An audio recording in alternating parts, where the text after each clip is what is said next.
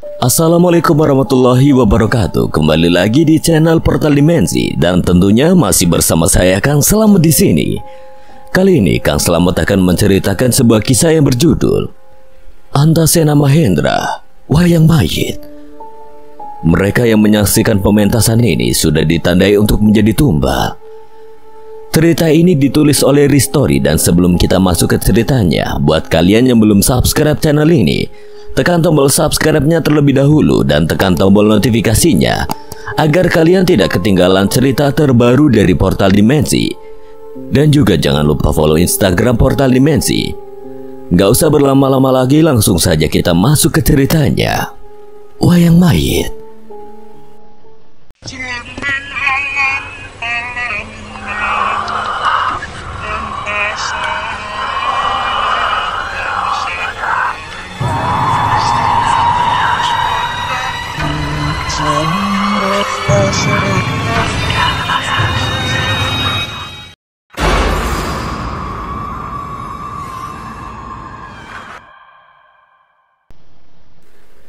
Di pelataran balai desa Pucung Wetan, kerumunan warga telah memenuhi setiap sudut. Mereka berdesakan, saling berebut tempat meski udara dingin menggigit malam itu. Wajah-wajah mereka tertutup syal dan kain tebal, berusaha menghalau angin malam yang terus mendera. Meskipun suasana beku, rasa antusias dan penasaran membara di antara mereka. Suara riuh rendah, obrolan dan tawa terendam oleh kerinduan akan pertunjukan yang telah lama dinantikan. Di tengah pelataran, di bawah sinar temaram lentera minyak yang tergantung tinggi, Ki Darsa berdiri di hadapan panggungnya. Tubuhnya tegak meski usianya tidak lagi muda. Tangan-tangannya sudah siap menghidupkan wayang-wayang yang tergantung di hadapannya. Cahayanya bergoyang pelan, membentuk bayangan-bayangan yang menari di dinding panggung dan tiang-tiang penyangga. Seolah-olah kisah yang akan diceritakan malam ini sudah mulai berbisik dari balik layar. Saat Ki Darsa mulai mengangkat wayangnya, sorak-sorai pelan warga mulai mereda. Semua mata tertuju pada panggung, menantikan cerita yang akan membawa mereka sejenak keluar dari dinding malam. Sesuatu dalam udara malam itu terasa berbeda, seolah wayang-wayang yang dipentaskan bukan sekedar cerita, tapi sebuah pertanda dari sesuatu yang lebih besar. Di balik layar, Ki Darsa mengawali pertunjukan, suaranya menggelegar penuh wibawa. Banjur nalika nyedaing perang Bratayuda, Karna ngerti ibune iku Kunti. Di kerumunan penonton, Narto duduk bersila, matanya fokus pada panggung. Namun ada sesuatu yang membuatnya gelisah. Dia memiringkan kepalanya, menatap bayangan yang bergerak di belakang Ki Darsa. Man, kau lihat itu? Bisik Narto pada temannya Parman yang duduk di sebelahnya. Oh, apa maksudmu? Di belakang Ki Darsa, kau lihat kan? Ada bayangan lain di sana. Parman menyipitkan mata, memperhatikan lebih teliti. Samar-samar di belakang Ki Darsa tampak bayangan seorang anak perempuan berdiri diam, tidak bergerak. Tubuh kecil itu hanya berdiri seolah memperhatikan jalannya pementasan. Mungkin itu hanya bayangan. Jangan terlalu dipikirkan, mungkin lentera yang membuat bayangan tampak aneh. Tapi tetap Narto tidak bisa mengabaikan perasaan ganjil yang mulai merayap. Bayangan anak perempuan itu tidak bergerak seperti yang lain. Ia diam seperti sosok yang memang ada di sana. Pagi harinya setelah pementasan berlangsung semalam, kabar buruk menyebar ke segala penjuru desa.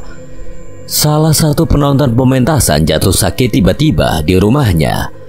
Surti, istrinya, berlari mondar-mandir panik melihat suaminya yang terbaring lemas di tempat tidur. Tubuhnya dipenuhi keringat dengan wajah yang begitu pucat. Pak, kau demam tinggi sekali, apa yang terjadi? Suara Surti penuh kecemasan. Pak Narto membuka matanya perlahan, bibirnya bergetar dan dari mulutnya keluar bisikan lemah. Ada yang memanggilku. Siapa yang memanggilmu, Pak? Tidak ada siapa-siapa di sini. Matanya melirik ke sudut ruangan yang gelap. Pak Narto tidak menjawab, hanya menatap kosong ke arah sudut gelap gudang di rumah mereka. Nafasnya mulai berat, sementara badannya semakin lemah. Surti semakin panik, berusaha menenangkan suaminya dengan menaruh kompres dingin di dahinya. Hari berganti, tetapi kondisi Pak Narto tidak kunjung membaik. Tubuhnya semakin kurus, sementara demamnya yang terus meninggi. Keluarganya memanggil beberapa tabib, tetapi tidak satu pun yang mampu memberi penjelasan. Di rumah, kerabat dan tetangga mulai berdatangan mencoba menenangkan Surti yang semakin putus asa. Aku tidak tahu lagi harus berbuat apa. Mungkin ini hanya penyakit biasa. Tahun ini memang banyak yang sakit, mungkin Pak Narto yang terlalu lelah. Tapi ini berbeda, Yusar. Ia bilang ada yang memanggilnya dari kegelapan. Orang demam kan juga sering halusinasi, Sur. Sudah tidak perlu berpikir yang aneh-aneh. Hari itu waktu seakan berjalan lambat. Surti hanya bisa menatap suaminya yang terbaring lemah. Sementara suara orang-orang di sekelilingnya terasa semakin jauh. Kegelisahan dan ketakutan membungkus suasana rumah mereka. Meskipun banyak yang datang untuk memberi dukungan, Surti tetap tidak bisa mengusir bayangan akan perkataan terakhir Pak Narto. Seolah ada yang memanggilnya dari sudut gelap yang tidak bisa ia lihat. Hingga akhirnya senja mulai turun menggantikan terik siang dengan langit yang merah. Di tengah keheningan itu, kabar yang tidak terindahkan akhirnya menyebar. Pak Narto telah berpulang. Berita kematian Pak Narto menjalar ke seluruh desa seperti angin kencang, mengguncang hari setiap orang yang mendengarnya. Kematian yang datang tiba-tiba mengejutkan semua orang. Beberapa warga mulai bergunjing, mencurigai ada yang tidak beres setelah pementasan Ki Darsa. Di sebuah warung, sekelompok pria desa tengah membahas kejadian itu sambil menyeruput kopi panas. Kamu dengar soal Pak Narto? Tanya Jaya mencondongkan badannya ke arah Sutrisno yang duduk di depannya. Sutrisno mengangguk, wajahnya muram. Ya, tidak kusangka padahal seminggu lalu dia nonton wayang bareng kita lagi. Tapi sekarang sudah tidak ada. Apa ini ada hubungannya dengan pementasan Ki Darsa? Hus, gak usah ngawur kamu itu.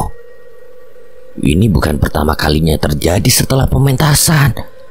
Kau ingat sebulan yang lalu ada juga yang meninggal setelah menonton. Jangan bicara sembarangan, Jaya.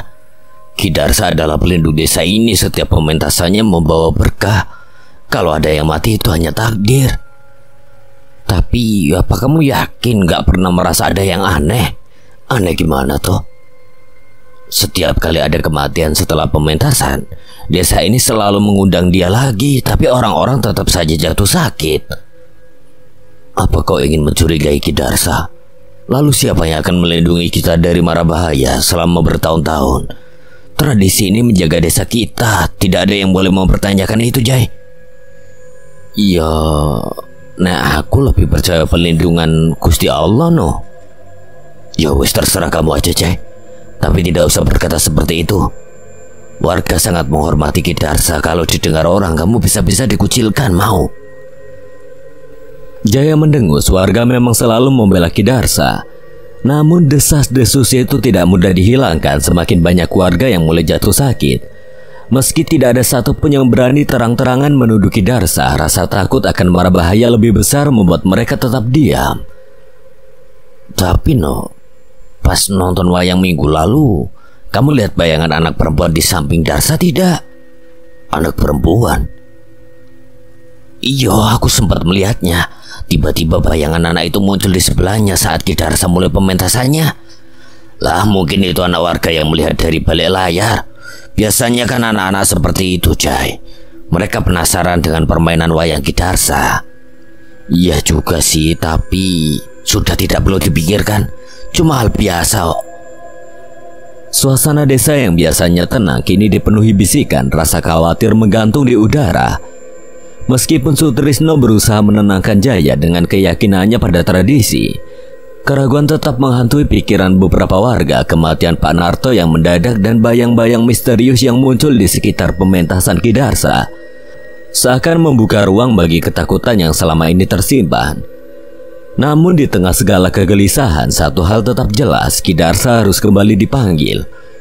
Dengan pementasannya yang sakral, warga berharap balak bisa ditolak dan ketenangan desa dipulihkan. Tradisi ini yang telah diwariskan turun-temurun dianggap sebagai benteng terakhir melawan segala mara bahaya. Malam itu balai desa kembali dipenuhi oleh warga yang duduk dengan khusyuk menunggu Ki Darsa memulai pertunjukan. Ketika Ki Darsa naik ke atas panggung, ia menyapa warga dengan salam seperti biasanya. Wajahnya tetap tenang, penuh kewibawaan. Jangan khawatir. Setiap pementasan ini adalah doa kita pada Tuhan dan leluhur. Selama kita menjalankan tradisi ini, bala tidak akan mendekati kita.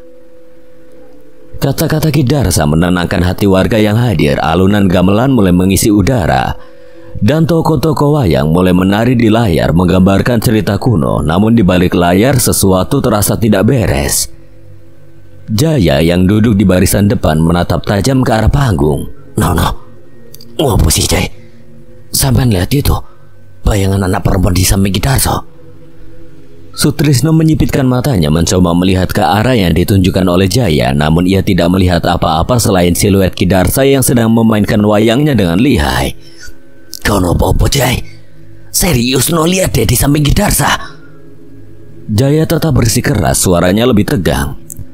Sutrisno yang merasa Jaya mulai berhalusinasi menepuk pipi Jaya dengan lembut seolah ingin menyadarkannya dari bayangan yang mungkin hanya ilusi mata. Ini minum dulu kopimu Jay. Kayaknya kamu ngantuk. Jaya menyeruput kopi yang diberikan Sutrisno lalu kembali menatap panggung. Bayangan anak kecil yang tadi dilihatnya kini sudah tidak ada.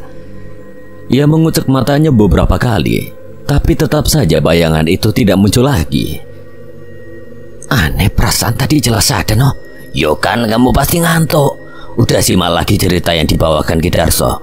Sebentar lagi Arjuna bakal ketemu Karno. Sutrisno tersenyum, berusaha mengalihkan perhatian Jaya. Ki Darsa terus menggerakkan wayangnya dengan gerakan luas seolah tidak menyadari bahwa ada seseorang yang memperhatikan sesuatu yang tidak kasat mata dari balik bayang-bayang. Bayangan anak perempuan itu yang sebelumnya terlihat oleh Jaya kini tidak lagi tampak. Namun udara di balai desa terasa semakin dingin seperti ada sesuatu yang merayap di antara mereka. Tidak terlihat namun begitu nyata. Kematian demi kematian setelah pementasan wayang Ki Darsa mulai dianggap sebagai takdir yang tidak bisa dihindari oleh warga desa Pucung Wetan. Meski demikian, kepercayaan mereka terhadap Ki Darsa tetap tidak goyah. Mereka yakin bahwa pementasan tersebut adalah satu-satunya cara untuk melindungi mereka dari ancaman yang lebih besar. Namun tanpa mereka sadari, pementasan yang mereka puja-puja justru menjadi pintu bagi kegelapan yang perlahan merenggut nyawa mereka satu persatu.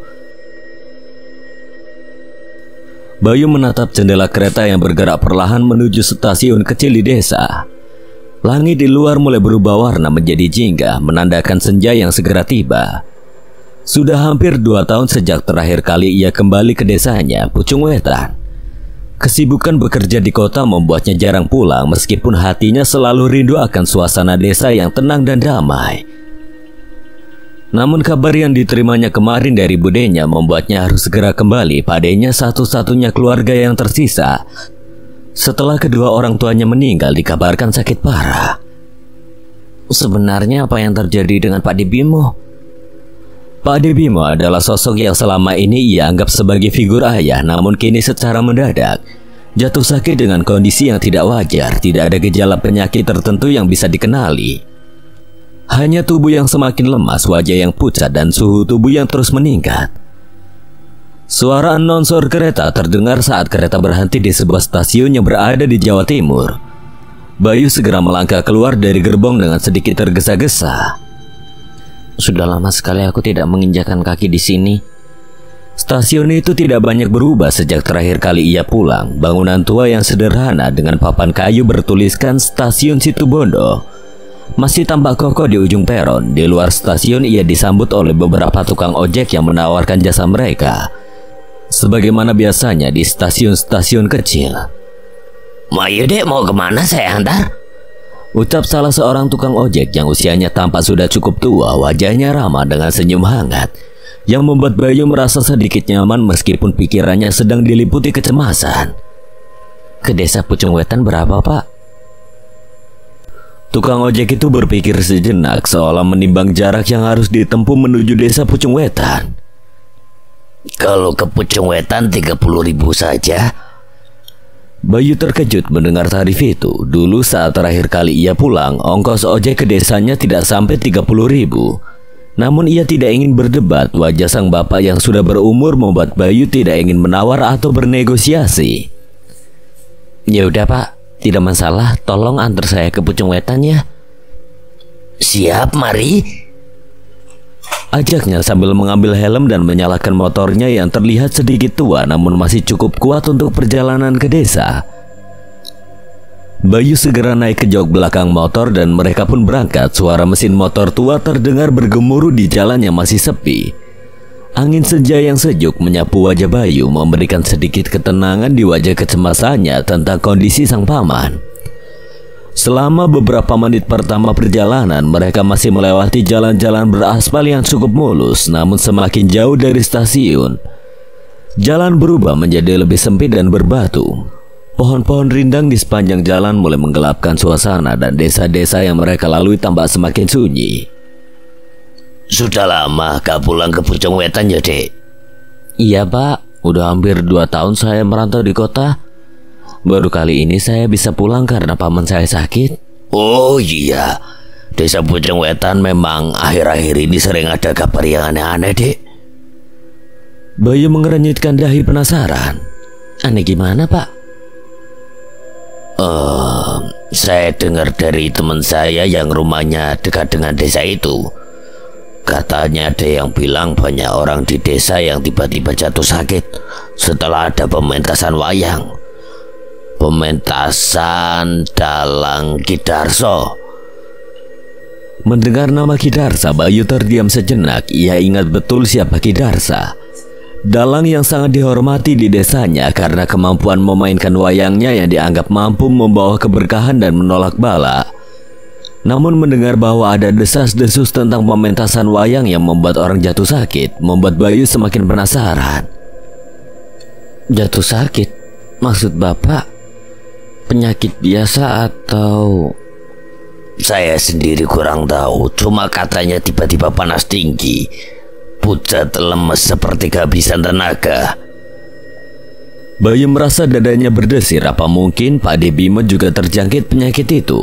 Apa ini ada hubungannya dengan pementasan Ki Darso? Pertanyaan-pertanyaan itu mulai berkecamuk dalam pikirannya. Bapak tahu kapan terakhir kali ada pementasan wayang di Pucung Wetan, Pak? 3 hari lalu teman saya ngajak nonton wayang. Mungkin yang dia maksud itu pementasan Ki Darso. Tapi saya tidak ikut nonton karena lagi narik. Bayu merasakan jantungnya berdetak lebih cepat. Pak De Bimo memang jatuh sakit 3 hari yang lalu, tepat setelah pementasan. Ini bukan kebetulan, pikir Bayu. Ada sesuatu yang sedang terjadi di desa Pucung Wetan. Apa mungkin pementasan wayang Ki Darsa terlibat dalam hal ini? Bayu belum mempunyai jawaban pasti, tapi kecurigaannya semakin menguat. Tapi itu cuma cerita dari teman saya, Dek. Kamu tidak perlu takut. Belum pasti juga, bisa saja akibat sakit musiman. Dulu saya tipes juga gitu, tetangga saya juga ikut tipes. Iya juga ya Pak. Perjalanan mereka berlanjut melewati jalanan desa yang semakin sunyi. Pohon-pohon besar di kiri dan kanan tampak seperti bayangan hitam di bawah cahaya senja yang memudar. Bayu tahu bahwa jawaban dari semua pertanyaan ini hanya bisa ia temukan di desanya sendiri dan mungkin pada Ki Darsa. Ada sesuatu yang harus ia ungkap, sesuatu yang tersembunyi di balik topeng tradisi dan kepercayaan yang selama ini ia kenal. Setelah beberapa saat mereka akhirnya tiba di gapura desa Pucung Wetan. Jalanan desa tampak legang. Rumah-rumah penduduk sudah mulai tertutup, seolah-olah desa ini berusaha menutup rahasianya di balik malam yang semakin larut. Sudah sampai, Dek. Iya, terima kasih, Pak. Setelah membayar dan berterima kasih pada tukang ojek, Bayu turun dari motor dan berjalan perlahan ke arah desa. Namun sebelum ia melangkah, Bayu menoleh ke arah tukang ojek yang sudah siap untuk pergi. Pak, terima kasih atas ceritanya. Tukang ojek itu tersenyum tipis. Ya, sama-sama, Dek. Ingat, kadang-kadang yang terlihat tidak selalu seperti yang kita pikirkan. Setelah itu, tukang ojek itu berbalik dan pergi, meninggalkan Bayu yang masih berdiri di depan gapura desa. Bayu tahu bahwa kebenaran tentang desas-desus di desa ini tidak akan mudah ditemukan, tetapi ia harus melakukannya. Demi pamannya dan demi kebenaran yang tersembunyi di balik pementasan wayang Kidarsa. Saat kakinya menyentuh tanah desa Pucung Wetan, aroma khas tanah basah dan padi yang tengah menguning langsung menyapa indera penciumannya. Bayu merasakan gelombang nostalgia yang mendalam, seakan setiap langkahnya membawa kenangan masa kecil yang dulu begitu akrab. Jalan-jalan berkerikil yang masih setia menghampar di sepanjang desa, pepohonan besar yang menaungi, dan rumah-rumah sederhana dengan atap genting yang berjejer rapi. Semuanya mengingatkan Bayu pada masa-masa tanpa beban. Namun ada yang berbeda kali ini. Kehangatan yang biasanya menyambutnya setiap kali pulang kini seolah tergantikan oleh perasaan ganjil. Udara desa terasa lebih berat, mengandung kekhawatiran yang tidak terlihat namun begitu nyata. Tanpa ingin berlama-lama merenungi perubahan ini, Bayu mempercepat langkahnya menuju rumah Pak D-nya. Jalan yang ditempuh sudah dihafalnya di luar kepala, berbelok di tikungan yang dipenuhi pohon jambu, menyusuri jalan sempit di antara rumah-rumah warga. Begitu sampai di depan rumah Pak D-nya, Bayu melihat pintu kayu itu sedikit terbuka. Di ambang pintu, seorang wanita setengah baya berdiri dengan wajah lelah. Itu adalah budenya yang segera menyambutnya dengan senyum tipis. Bayu, akhirnya kamu pulang. Suara budenya menggambarkan betapa beratnya merawat suaminya selama beberapa hari terakhir. Bayu memeluk budenya sejenak sebelum mereka masuk ke dalam. Iya Bude, bagaimana keadaan Pak De Bimo? Kondisinya semakin lemas, Bay. Bude juga bingung dengan apa yang terjadi dengan Pak Demo. Mendengar penjelasan itu, Bayu segera melangkah masuk ke dalam rumah. Suasana seketika berubah hening dan suram. Di tengah ruangan yang remang-remang, Bayu melihat pamannya terbaring lemah di atas dipan kayu. Wajah yang dulunya selalu ceria kini tampak sangat pucat. Hampir keabu-abuan, keringat dingin mengucur deras dari dahinya dan matanya tertutup rapat. Setiap tarikan nafasnya terdengar serak dalam, seperti paru-parunya tengah berjuang keras untuk tetap bekerja. Pak De Bimo, Bayu berbisik, suaranya gemetar. Ia berlutut di samping dipan, menggenggam tangan Pak D-nya yang terasa dingin seperti es. Hati Bayu mencelocos, hatinya serasa hancur melihat pria yang selama ini dianggap sebagai ayah dalam kondisi selemah ini. Nyaris tidak berdaya. Bude, sebenarnya Pak De itu sakit apa? Suara Bayu gemetar, masih berusaha mencerna apa yang sebenarnya sedang terjadi. Bude Rati berdiri di sudut ruangan, matanya sembab dan lelah. Bude juga tidak tahu, Bay. Tiba-tiba saja dia demam tinggi. Tubuhnya makin lemah dan makin hari keadaannya makin memburuk. Dokter yang Bude panggil hanya mengatakan ini demam biasa, tapi lihatlah, Bay. Keadaannya terus memburuk. Bayu mengangguk pelan, meski hatinya dipenuhi rasa tidak percaya. Matanya tidak pernah lepas dari tubuh Pak D-nya yang terbaring lemah. Ada sesuatu yang tidak beres di sini. Sekedar demam biasa tidak mungkin membuat seseorang lemah seperti ini. Sudahlah Bayu, kamu istirahat dulu. Bude akan buatkan teh dan makanan. Kamu pasti capek setelah menempuh perjalanan panjang, kan? Bude Rati berusaha menyembunyikan kekhawatirannya. Bayu berdiri dengan enggan, pandangannya masih melekat pada sosok Pak D-nya. Iya Bude. Dengan langkah berat, Bayu berjalan menuju kamarnya. Tempat itu masih sama seperti dulu. Tidak ada yang berubah. Kenangan masa kecilnya bersama Pak De Bimo seolah kembali membanjiri pikirannya. Ia mulai merapikan barang-barangnya dan membersihkan diri, mencoba meredakan pikiran yang penuh kecemasan. Ketika ia baru saja keluar dari kamar mandi, sesuatu yang tidak biasa terjadi. Dari sudut matanya, ia menangkap bayangan hitam bergerak di ruang tempat barang-barang bekas disimpan. Tempat itu gelap, hanya digunakan untuk menaruh benda-benda yang sudah tidak terpakai. Astagfirullahaladzim. Tubuh Bayu tegang, dia terkejut namun juga penasaran dengan apa yang baru saja dilihatnya. Bayu melangkah perlahan mendekati ruangan tersebut, nafasnya mulai terasa berat. Semakin dekat dia mendekat, bayangan hitam itu tampak mengecil, seolah masuk lebih dalam ke dalam kegelapan yang mencekam. Jantung Bayu berdetak lebih kencang, tangannya gemetar saat meraba dinding, mencari saklar lampu di ruang tersebut. Saat lampu menyala, Kilatan cahaya mengisi ruangan yang sebelumnya sunyi, namun tidak ada apa-apa di sana. Ruangan itu kosong seperti biasa. Tepat saat Bayu hendak berbalik, sebuah tepukan dari arah belakang membuat tubuhnya menegang. Allahu Akbar! Bayu terkejut dan nyaris kehilangan keseimbangan. Di belakangnya berdiri Bude Rati, wajahnya tampak kebingungan. Kamu kenapa, Bayu? Bayu menghela nafas panjang, berusaha mengendalikan debaran jantungnya yang masih berdetak kencang. Bude, bikin kaget aja. Bayu menjawab masih dengan sedikit gemetar, tangannya bergerak mengelus dada, mencoba menenangkan dirinya. Bude Rati mengerutkan kening lalu bertanya lagi. Lagian kamu ngapain di gudang, Bayu? Bayu menoleh kembali ke arah gudang, menelisik dengan cermat, mencari bayangan hitam yang sebelumnya ia lihat, namun bayangan itu sudah lenyap, tidak meninggalkan jejak apapun. Kebingungan menyelimuti pikirannya, mungkin ini hanya halusinasi pikirnya, akibat kelelahan setelah perjalanan panjang. Enggak Bude, Bayu cuma mau lihat-lihat, kangen rumah ini, udah lama gak pulang. Ia mencoba menutupi rasa cemas yang belum hilang sepenuhnya. Bude Rati hanya tersenyum kecil. Kalau begitu ayo ke meja makan. Bude udah masakin kamu pecah bawal, makanan kesukaan kamu. Kamu pasti kangen juga kan sama masakan Bude? Bayu hanya bisa mengangguk sambil tersenyum tipis, meskipun rasa penasaran dan kekhawatiran terus menggelayut di benaknya. Untuk sesaat ia mencoba menenangkan diri, namun di balik senyumnya itu jantungnya masih berdebar tidak menentu. Bayu merasa ada sesuatu yang mengintai di balik kegelapan rumah itu, sesuatu yang tidak bisa ia abaikan begitu saja.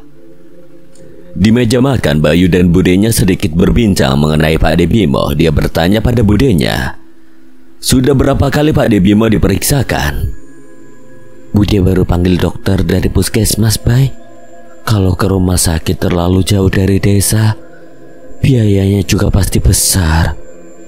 Ya sudah, besok Bayu panggilkan dokter dari rumah sakit untuk memeriksa keadaan Pak De Bimo ya. Masalah biaya tidak jadi masalah asalkan Pak De bisa sembuh. Bagi Bayu, kesehatan untuk Pak De-nya lebih penting daripada mahalnya biaya yang dibutuhkan. Lagi pula dirinya juga memang sudah menabung untuk pegangan di saat kondisi seperti sekarang ini. Dia tidak ingin kejadian yang sama seperti bapaknya dulu yang meninggal karena sakit parah. Keterbatasan biaya membuatnya merasa menderita. Bayu tidak ingin hal itu terjadi lagi pada Pak De-nya. Keesokan paginya Bayu memutuskan untuk memanggil seorang dokter dari kota, berharap dokter tersebut bisa memberikan penjelasan lebih akurat mengenai kondisi pamannya. Seorang dokter pria berusia sekitar 50 tahunan datang dengan tas medisnya yang memeriksa suhu tubuh, tekanan darah, dan melakukan beberapa pemeriksaan lainnya dengan teliti. Setelah sekitar setengah jam melakukan pemeriksaan, dokter itu duduk di kursi dekat dipan. Wajahnya menunjukkan ekspresi tenang meskipun sedikit kebingungan. Jadi bagaimana, Dok? Secara medis tidak ada yang serius, tampaknya hanya demam biasa meskipun gejalanya agak lebih kuat dari umumnya. Saya akan meresepkan obat untuk menurunkan demamnya. Dia butuh istirahat dan banyak cairan. Seharusnya kondisinya membaik dalam beberapa hari. Mendengar penjelasan tersebut, Bayu merasa sedikit lega, namun perasaan ganjil di hatinya tidak kunjung hilang. Bagaimana mungkin demam biasa bisa membuat pamannya begitu lemah? Kondisinya justru semakin memburuk, bukannya membaik. Apakah mungkin ada penyebab lain, Dok? Kali ini Bayu bertanya dengan nada cemas. Dokter itu menggelengkan kepala sambil tersenyum tipis. Tidak perlu khawatir. Kadang tubuh kita bereaksi lebih kuat terhadap infeksi ringan. Berikan obat ini dan kita lihat bagaimana perkembangannya dalam beberapa hari. Bayu mengangguk pelan dan menerima obat yang diberikan dokter. Namun di dalam hatinya dia tidak merasa puas dengan penjelasan itu. Ada sesuatu yang terasa tidak terucapkan, sesuatu yang lebih dari sekedar demam biasa. Setelah dokter pergi, Bayu kembali ke sisi Pak De-nya, merasakan suhu tubuhnya yang masih sangat panas, seolah terbakar. Sebenarnya apa yang terjadi dengan Pak De Bimo? Bayu beranjak keluar rumah dan duduk di beranda, mencoba menenangkan pikirannya. Saat sedang melamun, seorang pemuda dengan tubuh kekar mengayuh sepeda tiba-tiba berhenti tepat di depan rumahnya. Senyum lebar langsung tersungging di wajah pemuda itu begitu melihat Bayu. Bayu, sudah pulang ya? Dia adalah Adi, teman masa kecil Bayu. Adi? Bayu langsung berdiri dan menyambut Adi dengan pelukan hangat. Meski sudah lama tidak bertemu, keakraban di antara mereka masih seperti dulu. Kamu udah jadi orang sukses ya di kota, sampai-sampai lupa sama kampung. Sukses dari mana, Di? Aku baru bisa ambil cuti setelah naik jadi karyawan tetap. Makanya baru bisa pulang sekarang, itu juga karena Pak Bimo sedang sakit. Pak Bimo sakit? Sakit apa, Bay? Ya udah 3 hari ini kata dokter cuma panas dingin, tapi kondisinya malah makin parah. Aku nggak tahu apa yang sebenarnya terjadi. Adi tanpa berpikir sejenak, matanya menyipit seperti sedang mengingat sesuatu yang penting. Kok aneh yo? Aneh kenapa, Di? Di desa sebelah juga ada yang mengalami hal yang sama. Beberapa orang jatuh sakit. Masa sih? Apa mungkin memang penyakit musiman? Adi menggeleng, dirinya merasa ada yang aneh dari beberapa orang yang ia perhatikan. Mereka sakit setelah menyaksikan pementasan wayang Ki Darsa. Kamu ingat Ki Darsa kan? Iya, emang kenapa? Kemarin dia baru saja pentas di sana. Dan kalau aku perhatikan sepertinya mereka sakit setelah menyaksikan pementasan wayang tersebut. Bayu terdiam, pikirannya berputar cepat mencoba mencerna informasi yang baru saja ia dengar. Pementasan wayang? Iya, pementasan wayang kamu tahu sendiri kan? Setiap pementasan Ki Darsa selalu ramai. Orang-orang bilang pertunjukannya bisa menolak bala, tapi aku gak tahu. Ada sesuatu yang terasa berbeda kali ini. Orang-orang jatuh sakit setelah nonton, dan beberapa bahkan meninggal. Bayu mulai merasakan bulu kuduknya berdiri. Semua ini terdengar aneh.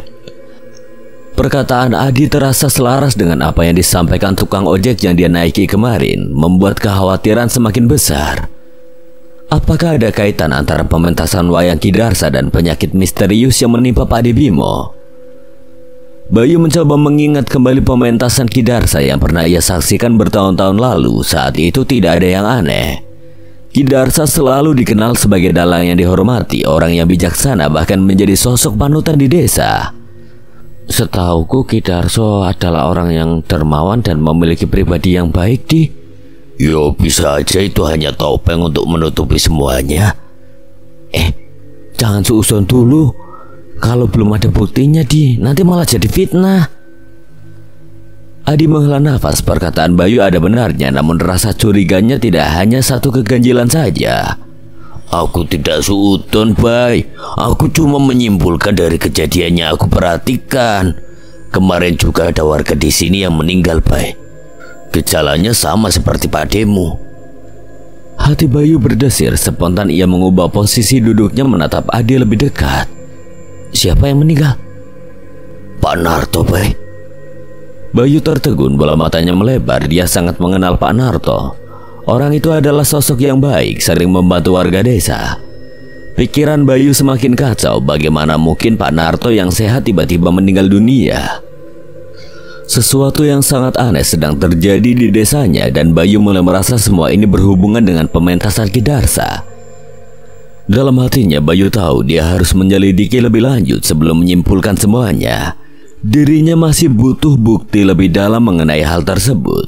Ya wes, Bay, aku pulang dulu, mau beli lauk untuk ibuku. Ya wes, Di, besok ketemu di warung kopi pinggir sawah ya.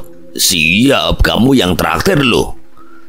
Adi segera menaiki kembali sepedanya untuk kembali pulang. Bayu memutuskan untuk berbicara dengan budenya, mencoba untuk bertanya apakah padenya sempat menyaksikan pementasan wayang Ki Darsa atau tidak. Saat senja tiba dan suara azan maghrib berkumandang dari masjid desa, Bayu baru saja selesai melaksanakan kewajibannya.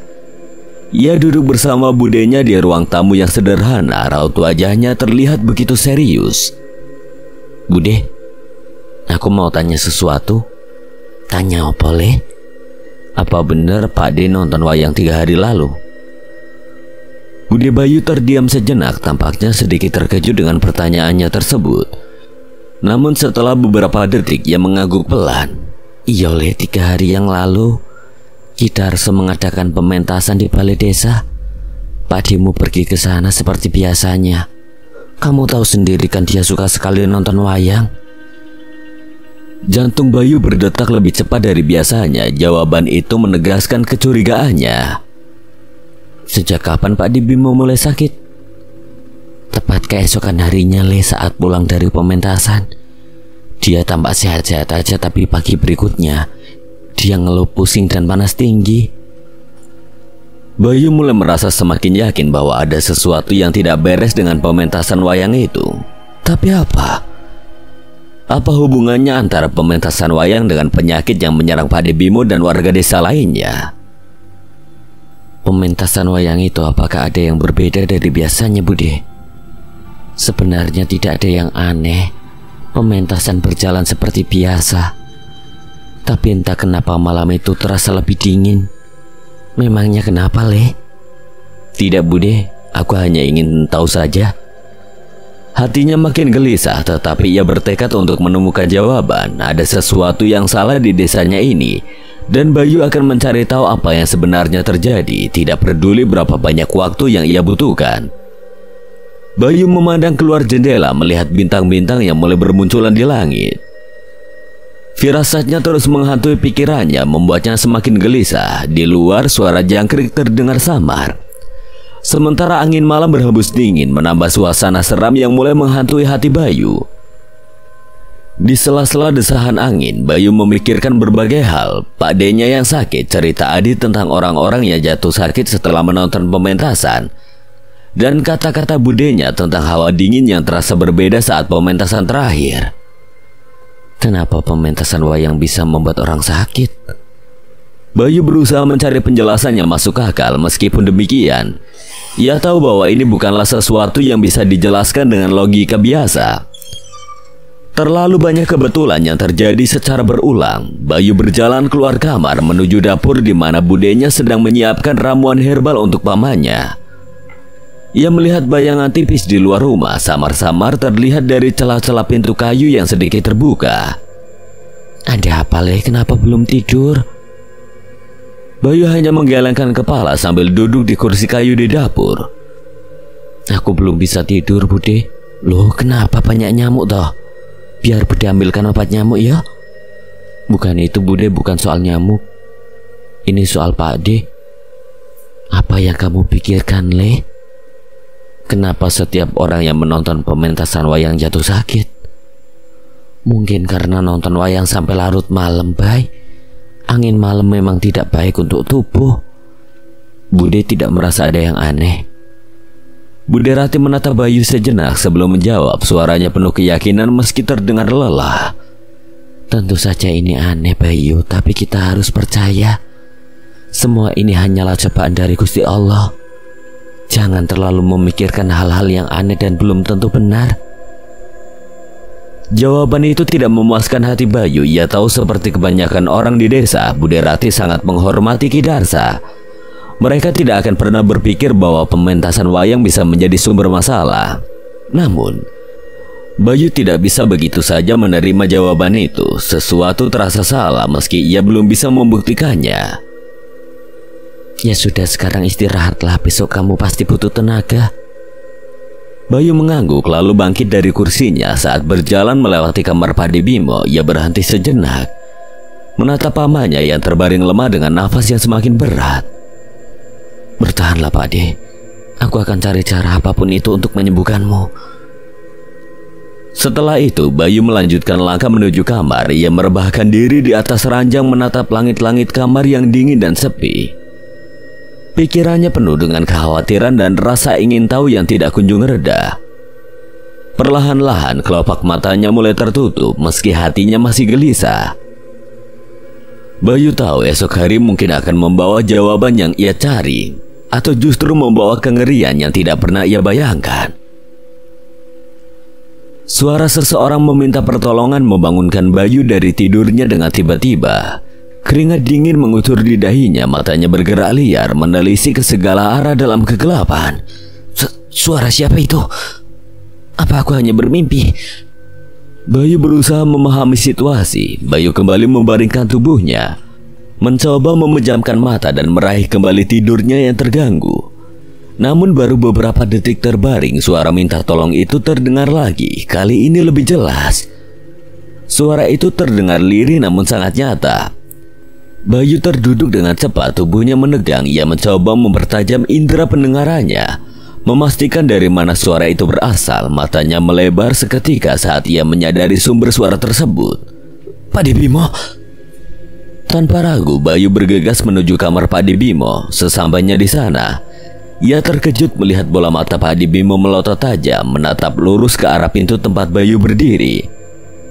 Raut wajah Pak Bimo dipenuhi ketakutan, keringat dingin membasahi dahinya, dan tubuhnya sedikit bergetar.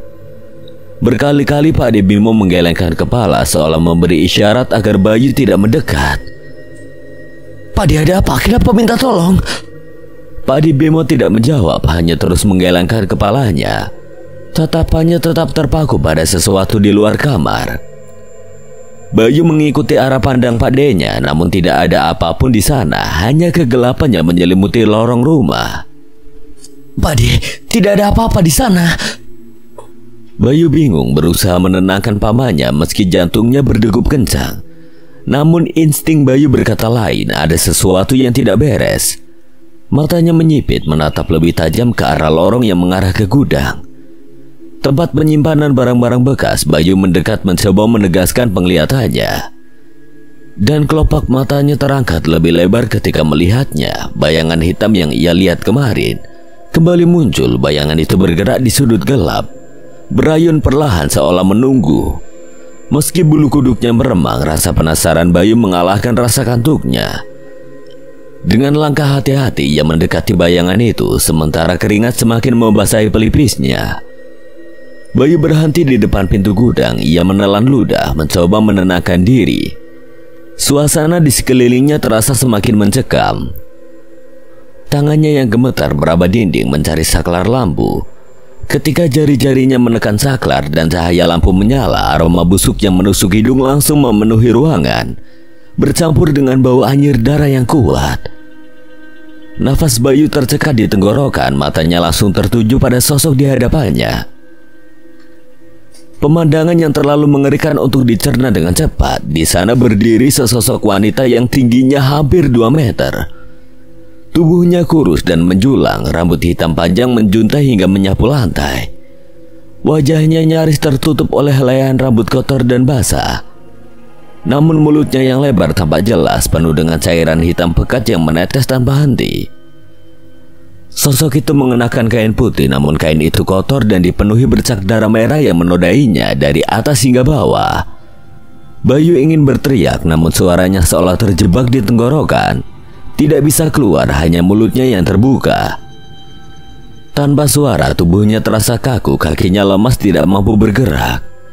Rasa takut yang melumpuhkan tubuhnya membuat Bayu hanya bisa berlutut di hadapan sosok mengerikan itu, yang kini bergerak mendekatinya perlahan.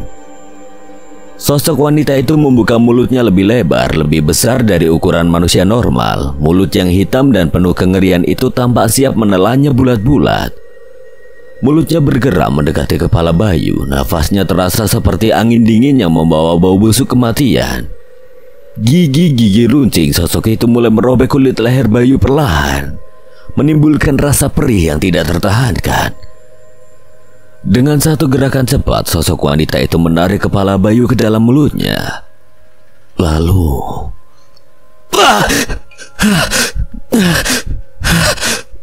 Bayu terbangun dari tidurnya dengan nafas tersengal-sengal, keringat dingin membasahi wajah dan lehernya. Tubuhnya gemetar hebat, ia duduk tegak di atas tempat tidur, merasakan jantungnya berdegup begitu kencang hingga hampir menyakitinya. Pintu kamarnya terbuka tiba-tiba, Bude Rati masuk dengan tergesa-gesa, wajahnya penuh kekhawatiran.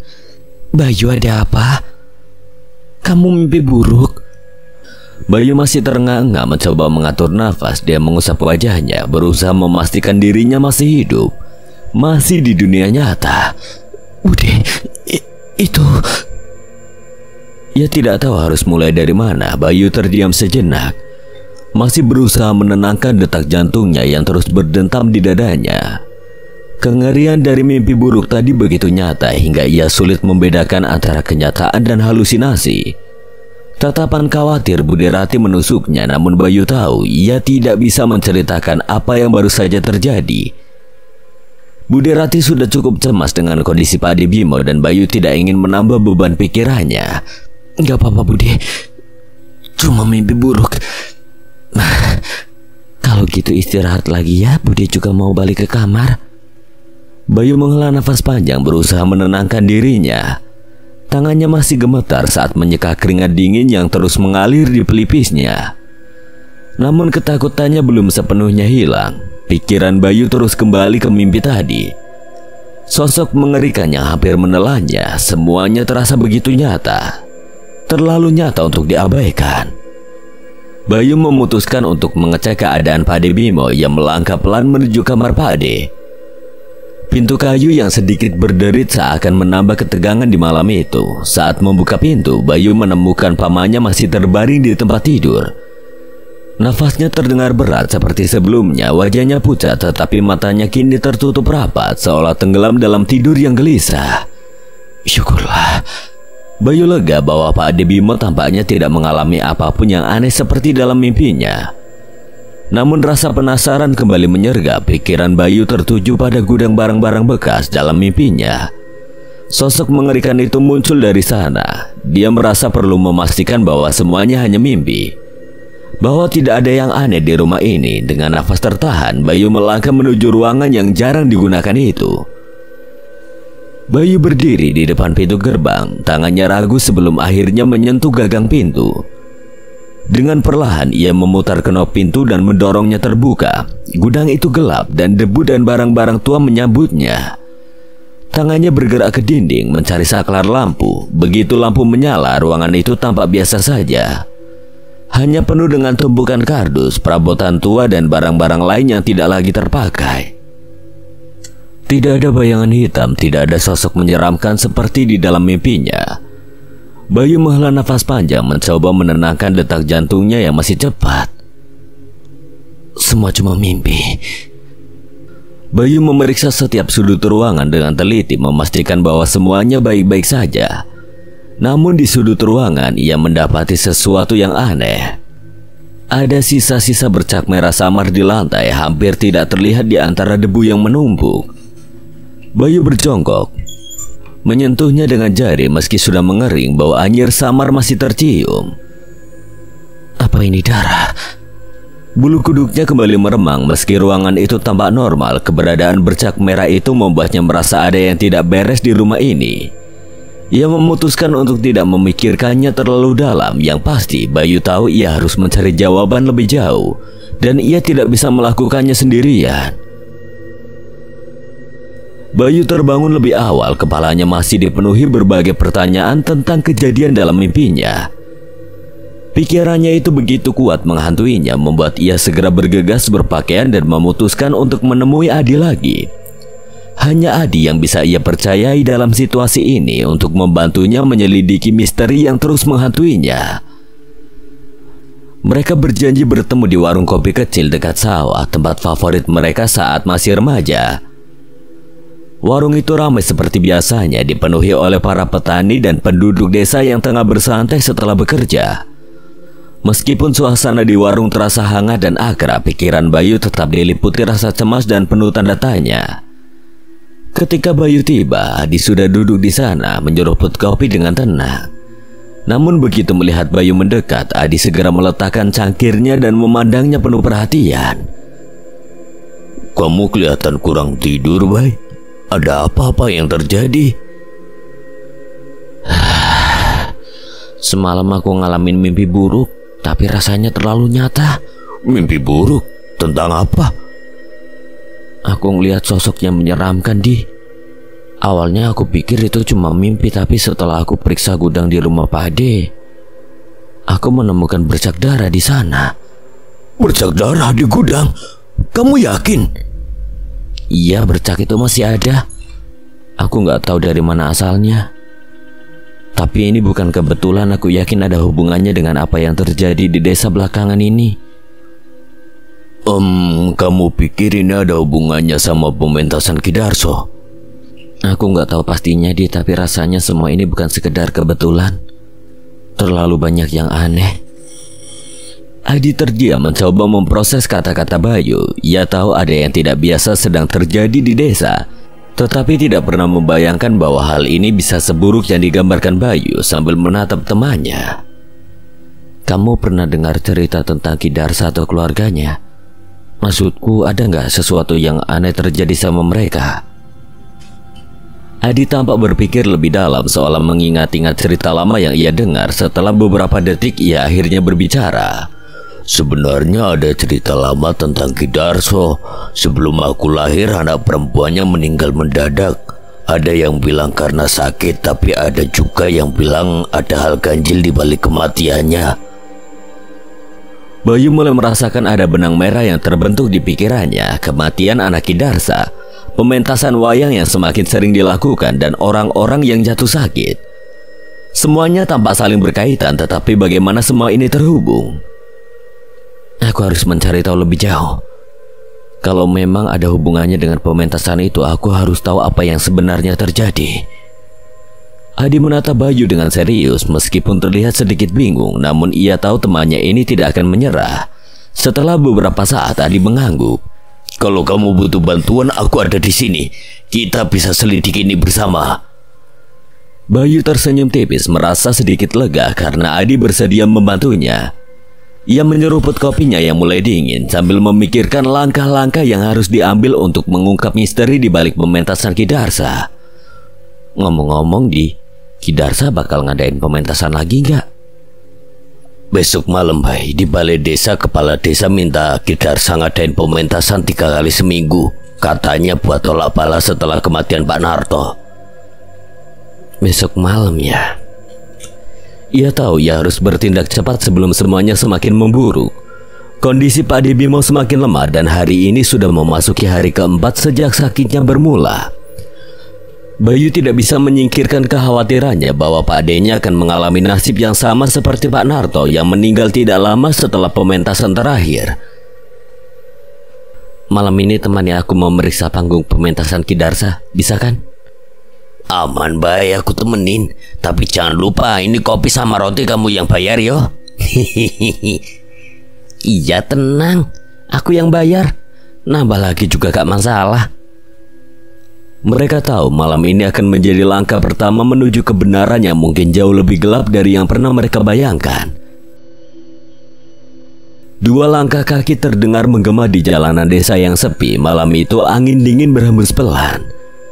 Langit di atas mereka gelap, hanya diterangi cahaya bulan yang samar-samar memancar di antara awan. Jalanan yang mereka lalui tampak kosong, tidak ada tanda-tanda kehidupan. Hanya suara langkah kaki mereka berdua yang memecah keheningan malam. Kita gak bisa lama-lama di sana, Bay. Kadang kita harus sering ngecek barang-barang di balai desa. Bayu hanya mengangguk pelan, matanya terus menatap lurus ke depan. Iya, dia lagi pula, aku hanya ingin melihat-lihat saja. Di tengah perjalanan, sosok seseorang terlihat dari kejauhan berjalan menuju arah mereka. Semakin dekat, Bayu dan Adi mengenali pria itu. Kang Jaya, tetangga mereka yang tinggal di jalan yang sama dekat dengan rumah Bude Rati. Kang Jaya tampak tergesa-gesa, tetapi begitu melihat Bayu dan Adi, ia memperlambat langkahnya dan tersenyum ramah. Bayu, Adi, wah, kalian ngapain malam-malam begini? Malam, Kang, kami cuma mau ke balai desa sebentar. Ke balai desa malam-malam? Ada urusan apa? Gak takut? Belakangan ini desa lagi banyak cerita aneh loh. Kang, biasa aja ini. Bayu katanya kangen mau lihat-lihat desa. Baru pulang dari kota soalnya. Oh ya sudah, hati-hati ya. Desa ini memang lagi sepi-sepinya. Kang Jaya sendiri mau kemana malam-malam begini? Saya mau jemput teman di Gapura desa. Bayu dan Adi mengangguk. Kang Jaya tersenyum tipis, selalu melambaikan tangan sebelum kembali melanjutkan langkahnya yang tergesa-gesa. Bayu dan Adi saling bertukar pandang. Meski penasaran dengan Kang Jaya yang tampak terburu-buru, mereka tahu ini bukan saat yang tepat untuk mencari tahu lebih jauh. Di kejauhan balai desa sudah mulai terlihat gelap dan sepi, dengan panggung pementasan masih berdiri kokoh di tengah lapangan. Meski hanya sekedar panggung kayu, malam itu tempat itu terasa lebih menyeramkan dari biasanya. Aku gak tahu kenapa tapi tempat ini bikin bulu kuduk berdiri, Bay. Bayu hanya mengangguk tanpa berkata apa-apa. Perasaan aneh yang sama menyelimuti dirinya. Mereka melangkah lebih dekat ke panggung, mencoba memastikan tidak ada yang ganjil. Suara angin malam yang berhembus pelan seolah mengiringi langkah mereka. Namun hawa dingin yang mereka rasakan tidak sepenuhnya datang dari angin. Setibanya di panggung, Bayu menatapnya dengan hati-hati. Panggung kayu itu tampak biasa, tapi Bayu bisa merasakan ada sesuatu yang tidak kasat mata bersembunyi di sana. Sesuatu yang tidak ia pahami. Mereka berjalan mengitari panggung. Mata mereka mencoba menelusuri setiap sudut, setiap bayangan yang jatuh di atas tanah. Tanpa disangka, suara langkah kaki terdengar dari belakang mereka. Bayu dan Adi terdiam. Tubuh mereka menegang seketika. Langkah itu mendekat dengan perlahan, namun cukup jelas di tengah keheningan malam. Mereka berdua menoleh. Di tengah kegelapan tampak sosok yang mendekat. Itu Ki Darsa. Ki Darsa melangkah dengan tenang, namun wajahnya terlihat keras dan serius. Sosoknya tampak lebih menakutkan di bawah cahaya bulan yang samar. Tanpa banyak bicara, ia menghampiri Bayu dan Adi yang kini berdiri mematung, terperangkap dalam ketegangan. Apa yang kalian lakukan di sini malam-malam begini? Suara Ki Darsa terdengar dingin, namun jelas tatapannya tajam, seperti mencoba mencari tahu niat mereka berdua. Bayu dan Adi saling bertukar pandang, jelas terkejut dengan kehadiran Ki Darsa yang tiba-tiba. Bayu berusaha menenangkan dirinya sebelum menjawab. Kami cuma mau lihat panggung, Ki. Gak ada maksud apa-apa. Ki Darsa menatap mereka dalam diam. Matanya menyapu seluruh tubuh mereka berdua, membuat Bayu dan Adi merasa seperti dihakimi. Suasana semakin berat, udara seakan semakin dingin. Tempat ini bukan untuk main-main di malam hari. Enggak, Ki. Kami hanya ingin lihat-lihat saja. Apa yang kalian cari? Bayu dan Adi saling berpandangan, bingung dan takut. Adi yang biasanya tenang kini tampak gemetar di tempatnya berdiri. Bayu tahu mereka harus segera keluar dari situasi ini sebelum hal yang lebih buruk terjadi. Kami tidak mencari apa-apa, Ki. Kami hanya penasaran. Penasaran? Sebaiknya kalian tahu ada hal-hal yang lebih baik tidak dicari tahu. Lebih baik kalian pulang sebelum malam semakin dingin. Bayu bisa merasakan kakinya mulai gemetar dan Adi pun tampak semakin tidak nyaman. Ada sesuatu dalam nada suara Ki Darsa yang membuat mereka merasakan ancaman tersembunyi, meskipun kata-katanya terdengar sederhana. Maaf, Ki, kami gak bermaksud mengganggu. Ki Darsa mengangguk perlahan, tatapannya penuh makna yang sulit dijelaskan. Hati-hati, jangan bermain dengan hal-hal yang tidak kalian pahami. Jelas sebelum berbalik dan melangkah pergi, tubuhnya perlahan menghilang dalam gelap malam seolah ditelan bayangan yang lebih pekat. Bayu dan Adi terdiam di tempat, masih mencerna apa yang baru saja terjadi. Peringatan Ki Darsa terasa menusuk, seolah menyiratkan bahwa ada sesuatu yang jauh lebih dalam dari yang mereka duga. Adi menarik nafas panjang kemudian menatap Bayu. Ayo kita pergi dari sini, Bay. Aku makin merinding setelah bertemu Ki Darsa. Bayu hanya mengangguk tanpa berkata sepatah kata pun. Mereka segera berbalik, meninggalkan balai desa dengan langkah yang lebih cepat dari sebelumnya. Sepanjang perjalanan pulang, pikiran mereka dipenuhi oleh peringatan Ki Darsa. Meski mereka tidak tahu pasti apa yang disembunyikan di balik pementasan wayang itu, Bayu dan Adi sadar bahwa malam itu mereka telah mendekati sesuatu yang jauh lebih gelap dan berbahaya dari yang pernah mereka bayangkan. Di tengah perjalanan pulang dari kejauhan, Bayu dan Adi melihat cahaya lampu mobil yang mendekat. Bayu memperhatikan lebih seksama dan melihat itu sebuah mobil Avanza hitam. Siapa yang malam-malam begini berkunjung ke desa? Gak tahu, aku juga baru pertama kali lihat mobilnya. Saat mobil itu semakin dekat, laju kendaraan mulai melambat, jendela depan perlahan diturunkan dan Bayu serta Adi langsung mengenali bahwa itu adalah Kang Jaya bersama 3 orang temannya yang seumuran dengan Bayu. Mobil berhenti tepat di dekat mereka. Loh, Bayu, Adi, kalian udah keliling-keliling desa? Iya Kang, ini sekalian mau pulang, tadi habis lihat-lihat balai desa juga. Adi berusaha menyembunyikan kegelisahan setelah pertemuannya dengan Ki Darsa. Ini teman-teman yang Kang Jaya tadi ingin jemput? Iya, ini teman-teman saya dari Gunung Kidul. Bayu menatap ke arah teman-teman Kang Jaya di dalam mobil. Salah satu dari mereka seorang pemuda berpostur tegap dengan rambut pendek yang duduk di kursi belakang, menatap Bayu dan Adi sambil tersenyum ramah. Halo Mas. Bayu dan Adi membalas sapaan itu dengan senyuman tipis, namun yang membuat Bayu merasa aneh adalah setelah pemuda itu menyapa, tatapannya tiba-tiba beralih ke arah perkebunan yang ada di sisi jalan. Matanya tampak serius seolah melihat sesuatu di sana. Pandangannya tajam sampai-sampai Bayu ikut menoleh ke arah yang sama, meski tidak melihat apa-apa di kebun yang gelap itu. Hati-hati saja, malam-malam begini desa suka sepi. Ngeri-ngeri sedap kalau gak biasa. Memang suasananya begini kalau di desa, Kang.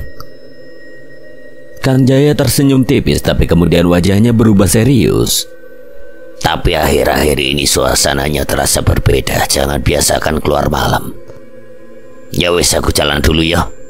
Mau ke rumah Sutrisno. Iya Kang, hati-hati.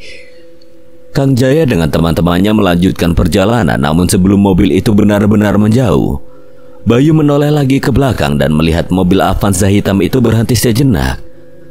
Pemuda yang tadi menatap perkebunan terlihat turun dari mobil, entah apa yang sedang dilakukannya. Bayu tidak bisa melihatnya dengan jelas di kegelapan, hanya melihat pemuda itu berdiri tegak menghadap perkebunan. Tubuhnya tidak bergerak seolah sedang memperhatikan sesuatu yang tidak terlihat. Bayu menghentikan langkahnya menatap pemuda itu dengan perasaan ganjil.